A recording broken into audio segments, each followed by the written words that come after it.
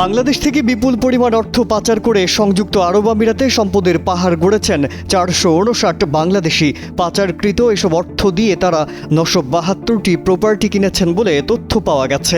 এমন তথ্যের ভিত্তিতে অনুসন্ধানে নেমে অর্থ পাচারকারীদের মধ্যে 70 জনকে চিহ্নিত করেছে দুর্নীতি দমন কমিশন দুদক। তাদের মধ্যে আওয়ামী লীগের দোসর, ব্যবসায়ী ও রাজনৈতিক ব্যক্তিদেরও পরিচয় মিলেছে। চিঠিতে এই 70 জনের কর শনাক্তকরণ নম্বর সহ সংশ্লিষ্ট নথিপত্র চেয়ে জাতীয় রাজস্ব বোর্ডের কাছে বিস্তারিত তথ্য চাওয়া হয়েছে।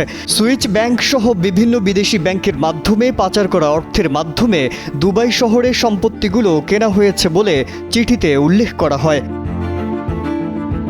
সন্দেহভাজন 70 বাংলাদেশিদের মধ্যে রয়েছেন সাবেক ভূমিমন্ত্রী সাইফুজ্জামান চৌধুরী, আহসানুল করিম, আঞ্জুমান আরা শহীদ, হেফজুল বাড়ি মোহাম্মদ ইকবাল, হুমায়রা সেলিম, জুরানচন্দ্র ভৌমিক, মোহাম্মদ রাব্বি খান, মোহাম্মদ গোলাম মুস্তফা, মোহাম্মদ অলিউর রহমান, এস.এ. খান ইফতেখারুজ্জামান, সৈয়দ ফাহিম আহমেদ, সৈয়দ হাসনাইন, সৈয়দ মাহমুদুল হক, সৈয়দ রুহুল হক, গোলাম মোহাম্মদ ভূঁইয়া, হাজি মোস্তফা ভূঁইয়া, মনোজ কান্তিপাল, মোহাম্মদ ইফতেখারউদ্দিন চৌধুরী, মোহাম্মদ মাহবুবুল হক সরকার, মোহাম্মদ সেলিম রেজা, মোহাম্মদ ইলিয়াস বজলুর রহমান, এস.ইউ. আহমেদ, শেহতাজ মুন্সি খান, এ.কে.এম. ফজলুর রহমান, আবু ইউসুফ মোহাম্মদ আবদুল্লাহ চৌধুরী, নাফিজ শারাফত, গুলজার আলম চৌধুরী, হাসান আশিক তৈমুর ইসলাম, হাসান রেজা মহিদুল ইসলাম, খালেদ মাহমুদ, এম সাজ্জাদ আলম, মোহাম্মদ ইয়াসিন আলী, মোস্তফা আমির ফয়সাল, রিফাত আলী ভূঁইয়া, সালিমুল হক ঈসা, হাকিম মোহাম্মদ ঈসা, সৈয়দ এ.কে. আনোয়ারুজ্জামান,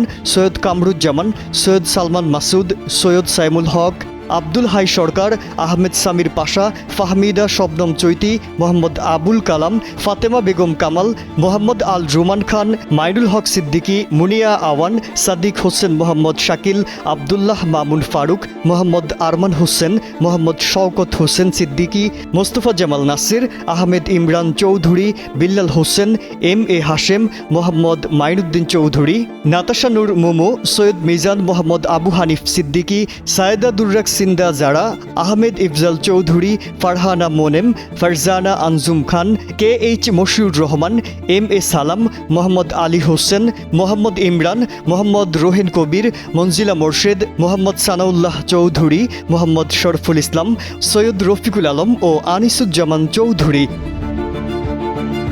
এ বিষয়ে দুদক মহাপরিচালক মোহাম্মদ আক্তার হোসেন জানান, দুদকের অনুসন্ধান প্রক্রিয়ার অনুসন্ধান কর্মকর্তা তার প্রয়োজনে যে কোনো নথিপত্র তলব করতে পারেন, সেটা সম্পূর্ণ তার এখতিয়ার। কমিশন দালিলিক প্রমাণের ভিত্তিতেই পরবর্তী আইনি পদক্ষেপ নেবে।